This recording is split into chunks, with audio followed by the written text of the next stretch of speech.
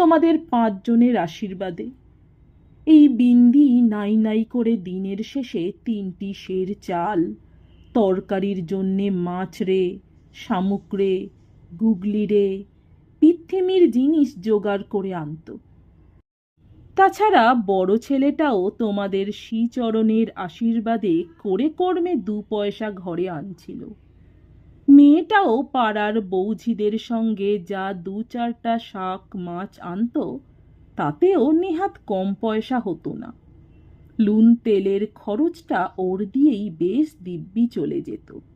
এসবের উপর স্বামী বছরের শেষে চাষবাস আর কিরসানি করে যা ধান চাল আনত, তাতে সারা বছর খুব সচল বচল করে খেয়েও ফুরাতো না। সংসারের তখন কি ছিঁড়ি ছিল। লক্ষ্মী যেন মুখ তুলে চেয়েছিলেন। এত সব কার জন্যে? ওই ছেলে মেয়েগুলির জন্যেই তো। সারা দিন রেতে 1টি সেরের বেশি চাল রাঁধতুম না। বলি, আহা, শেষে আমার ছেলেরা কষ্ট পাবে। স্বামী আর ছেলেগুলোকে দিতুম ভাত, আর নিজে খেতুম মার শুদ্ধ ভাতের ফেন। মেয়ে মানুষের আবার সুখ কি? ছেলে মেয়ে যদি ঠান্ডা রইল, তাতেই আমাদের জান ঠান্ডা। নাইবা হলুম জমিদার। আমরা তো কারুর কাছে ভিক্ষে করতুম না, চুড়িদারিও করতুম না। নিজের মেহনতের পয়সা নেড়ে চেড়ে খেতুম, নিজে খেতুম। আর পালে পার্বণে যেমন অবস্থা, 2-10টা অতিথি ফকিরকেও খাওয়াতুম। আহা, ওতেই তো আমার বুক ভরেছিল দিদি।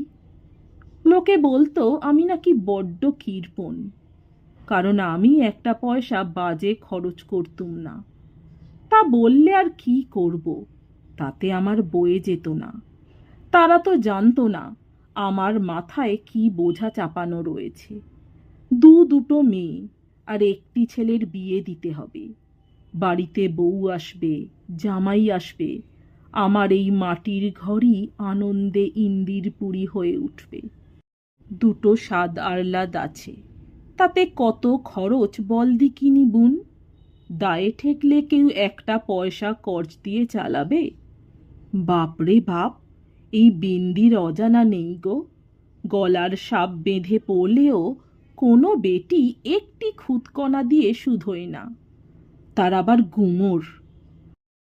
আমার কাছে ওসব শুধু কথায় চিঁড়ে ভিজে না বাপু। তবে বুঝতুম অনেক করুই রাড়ির বুক চরচর করত হিংসে। আমাদের এই এত